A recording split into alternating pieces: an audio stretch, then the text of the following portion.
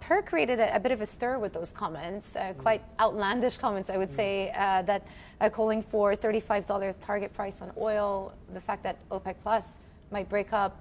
You saw that and you said, no, I want to make a rebuttal. I want to come on and give the adverse view. What is the alternative view? Well, thank you. And I think there's this theme around OPEC breaking up or issues within OPEC has been sort of quite persistent over several months, if not years.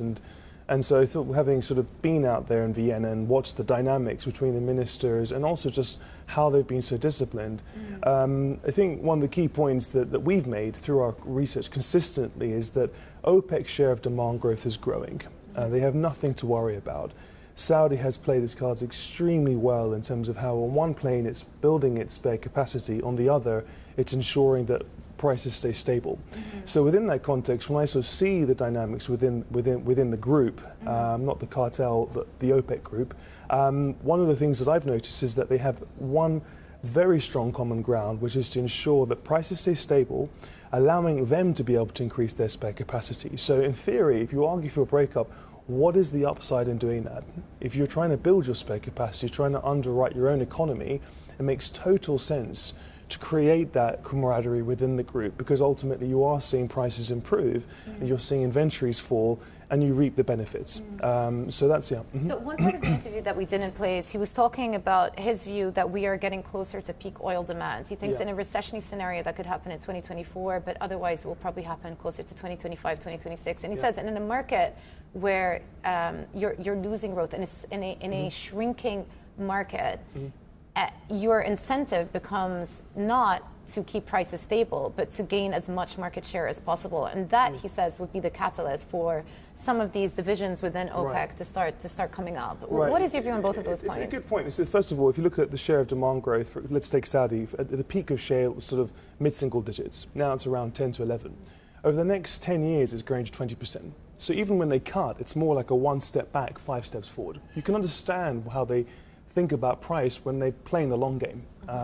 The other point to make is when people talk peak demand, I remember in 2020 when we launched our super cycle thesis talking about oil prices going up to $200 over the next 10 years and the fact that we have huge deficits coming, we talked about the fact that the world would be short oil before it no longer needs oil. Now within that, with that in mind, one of the things that we sort of alluded to is that when you look at demand growth, you're from Lebanon, get on a plane to Beirut, get on a plane to Cairo, and you'll see that demand growth is not peaking. We're at 2 million barrels this year.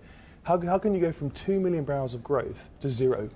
Demographic growth, there are people without lights in Congo. So Prince Abdulaziz talked about energy poverty in the G20 summit. That is a huge theme. A billion people on the planet that don't have access to energy. So when you think about those people, I'm not talking about do I take my car to go to the mall or not because I've got an electric vehicle or because I'm going to go by train. I'm talking about people who are going from miles to get water or to get access to energy in order to eat. That type of energy consumption hasn't penetrated yet. So that demand growth, particularly in non-OECD EM, is so significant that we don't see demand growth peaking across our time horizon. Christyan, I'll be honest with you. I didn't take Burr's comments very seriously. He obviously put out a timeline that within 1 year all of this would transpire. I have not in my 5 years at CNBC heard any oil analyst talk about a breakup that could be on grounds of a structural problem in the alliance. One angle to the story is also that this is a geopolitical alliance. This is a political alliance, right? And obviously it's OPEC Plus versus the US. And so I wonder how do you kind of look at it from that perspective, given the fact that it's at this stage, given where energy markets are, given the demand-supply equation, that it's unthinkable to go their separate ways. Absolutely. I think we also tend to sort of stereotype OPEC being the oil people. Actually, if you look at Saudi, UAE, some of the countries that are leading OPEC, they have the best energy strategies globally.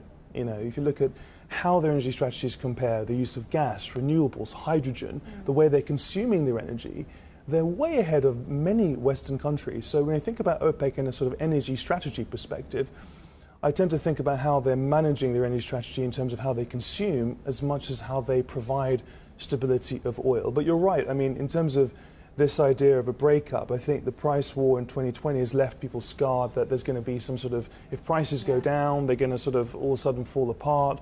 When anything, they've done exactly the opposite. They've been very disciplined. They have basically focused on managing quotas. Now the big theme is how do they increase spare capacity, which I think is where some of the arguably tensions have come. When you open up that, when you talk about spare capacity, you're sort of opening up Pandora's box. But I think they've aligned that quite well in how they've reasserted themselves with, efficacy and essentially policing people who say they have it and people who don't. What about the meeting that's coming up and the expectation of voluntary cuts from Saudi Arabia essentially being rolled over into August? And some people are saying that it'll get rolled over into September if you don't see that sort of impetus on the demand side from China, from the likes of India. India, of course, is doing quite well, but China is the main story here.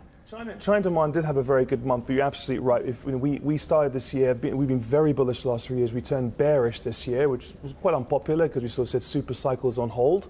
Now we're neutral and we're looking at signs. One of the biggest signs for me is because Saudi call it so well in looking at demand, they see everything. The moment they basically don't roll over.